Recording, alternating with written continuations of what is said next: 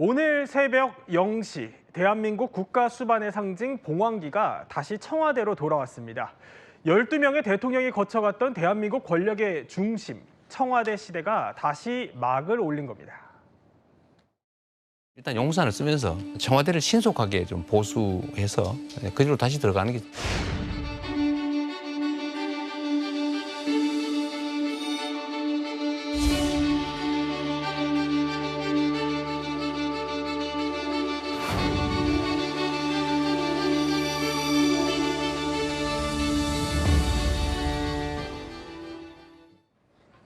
자, 3년 7개월 만에 청와대의 봉황기가 다시 개항됐습니다. 그러니까 대통령이 도착하기 전에 봉황기가 먼저 도착을 한 거군요. 그렇습니다. 그러니까 이거는 대통령을 상징하는 상징물이기 때문에 네.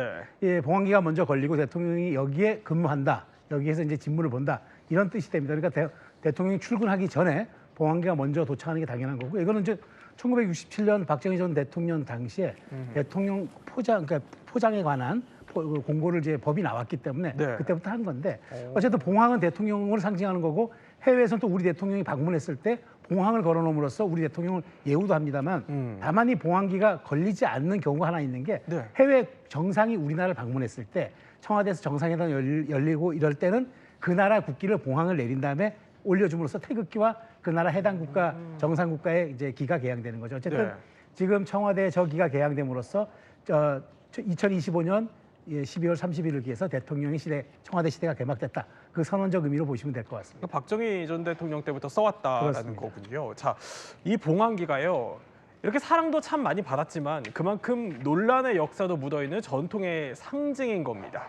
오죽하면요, 다른 나라에서도 대한민국 대통령 하면 이 상상의 새를 떠올려서 특별한 준비까지 했었다네요.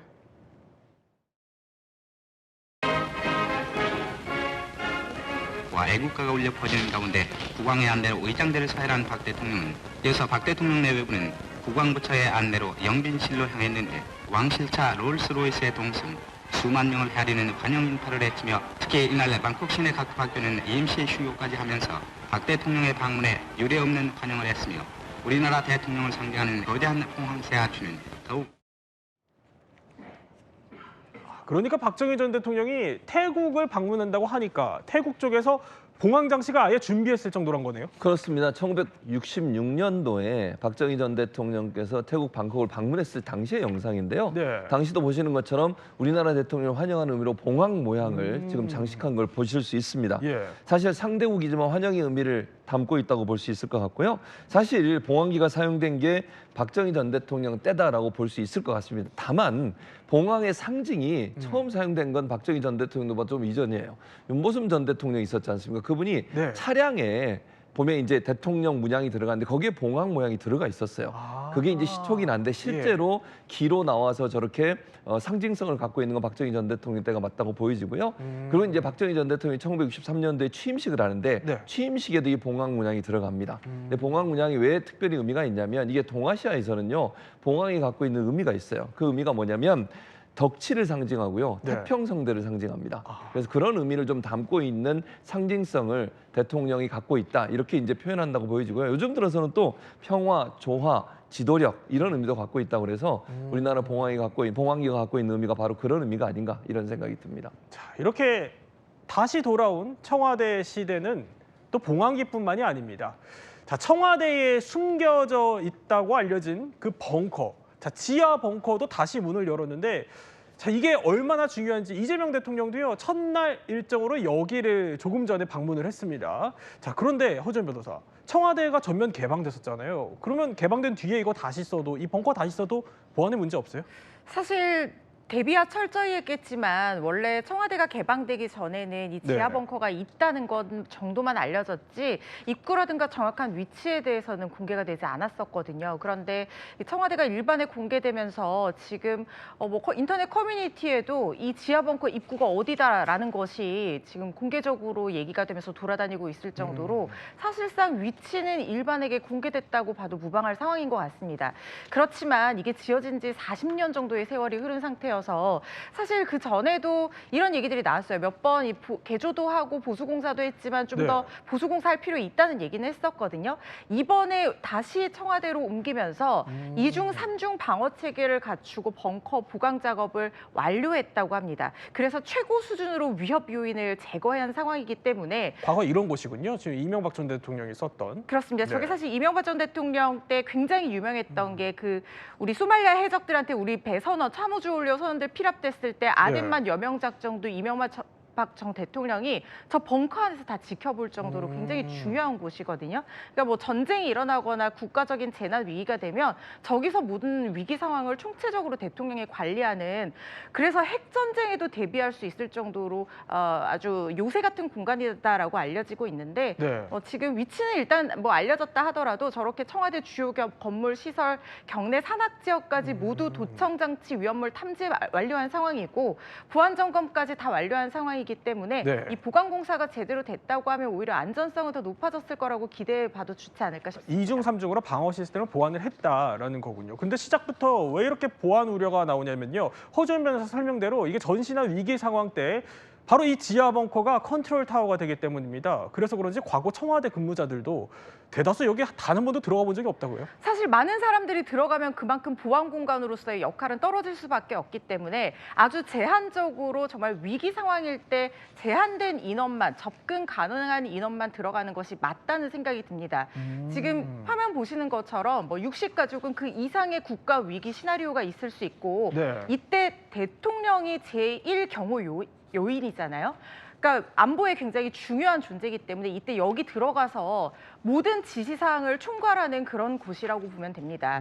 이게 처음에 1975년 박정희 전 대통령이 청와대 내에 이 북한 핵공격 위협에 대비해서 대피시설로 처음 건설한 것이 시초였는데 네.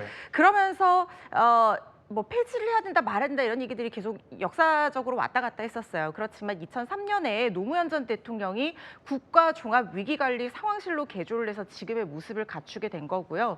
뭐 국방부 합참, 해경 비롯해서 국내 정부기관 시설, 뭐 유선 지휘 통신망, 그야말로 위기 상황에 대처할 수 있는 모든 지휘 라인은 촘촘하게 연결돼 있다고 보시면 됩니다. 벽면에 대형 스크린이 설치가 돼 있는데 한반도 수백 킬로미터 반경 모든 항공기와 해역 선박 움직임을 손바닥 들여다보듯이 다 들여다볼 수가 있다고 하거든요. 그렇군요. 저렇게 대통령이 예. 직접 회의 주재하고 언제든지 지시를 내릴 수 있는 그런 요새 같은 곳이라고 보시면 됩니다. 자, 우리가 지금 이제 청와대 복귀 얘기를 하면서 지하 벙커까지 얘기를 해봤습니다. 그런데 사실 청와대로 복귀를 할 것이냐 이걸 두고서는 직전까지 또 여러 가지 논의가 있었습니다. 특히 집무실은 그렇다고 쳐도요. 관저를 어떻게 할 것이냐 일각에서는 이런 우려도 있었거든요. 관저 그 자리는 본래 거기에 있을 자리가 아니고 굉장히 음습한 자리가 돼가지고 이게 풍수의 문제뿐만 아니라 건축가들의 입장에서는 그 생활 공간의 위치로서는 부적격하다는 것이 있어서 그래도 청와대 관저는 또 보수 공사를 마무리하는 대로 쓸 예정이라고 합니다. 아무래도 이런 목소리가 나오는 거는 최승 평론가. 네. 그러니까 우리나라 역대 대통령들의 말년이 좀 그렇게 좋지 않았기 때문일까요? 아마 그런 이유를 많이 드는 것 같아요. 그러니까 우리나라 역대 대통령이 퇴임하면서 지금 사실 그나마 좀 편안하게 누리고 있는 분들은 이제 문재인 전 대통령하고 이명박 전 대통령 정도인데 어찌됐건 사법적인 그런 연결고리들이 계속 끊임없이 이어지면서 어찌됐건 굉장한 좀 논란이 있었던 건 사실이죠. 근데 저는 이렇게 봅니다. 정말 그 청와대에서의 말년이 그 풍수어 혹은 장소의 길흉화복 때문에 그럴 것인가? 저는 정치의 길흉화복은 국민의 마음을 사는 게 중요한 거고 지지를 받으면 다 되는 거지 그것이 특정 장소나 풍수에 저는 연관된다고 보질 않아요. 그렇다면 청와대를 떠나서 용산으로 갔던 윤석열 대통령은 결국 탄핵이라는 이런 비극적인 어떤 정치 일정을 마무리했는데 그러다 보니까 저는 이렇게 생각합니다. 지금 이 관저 공사가 지금 이루어지고 있고 내년 상반기에 아마 다시 입주할 거라고 얘기하는데 네. 저는 그 공간을 이제 그 관저는 사용해도 대통령의 공간은 지금 여민관에서 함께 비서동에서 업무를 보겠다고 이재명 대통령이 밝힌 만큼 그렇다면 저는 오히려 출퇴근 거리를 용산서 하는 것보다 바로 그 관저에서 여민관까지 거리가 얼마 안 되니까 그렇게 하면서 오히려 업무의 집중도를 높일 수가 있기 때문에 굳이 여기에 대해서 풍수지리를 따지면서 관저의 효용성을 얘기할 것이 아니라 정말 대통령 취임의 초심을 잃지 네. 않고 가는 게 중요하다. 그 말씀 드리고 싶습니다. 아까 조금 전에 영상이 지나갔지만 복귀 첫날에도 집회 시위가 이어지는 것 같아요. 네, 그렇습니다. 그러니까 실제 여기는 지금 뭐 조깅 코스도 그대로 개방하고 한다고 해서 다만 이제 그런 집회까지도 100m까지 이제 그 할 수가 있기 때문에 이렇게 하긴 하지만 저는 어쨌든 대통령이 그래도 새롭게 지금 업무를 시작하는 만큼 대통령의 업무 공간들이 조금 더 국가에 좀 유익한 일이 될 수 있도록 시위나 이런 것들이 좀 자제될 필요는 있지 않을까 당분간은 그렇게 생각합니다. 네. 또 청와대 경내에는요. 천하제일복지라고 해서 세상에서 가장 복된 땅이다 이렇게 새겨진 암벽이 있다고 합니다. 땅은 죄가 없죠. 새로 문을 연 청와대에서 새 역사가 쓰여지길 바라보겠습니다.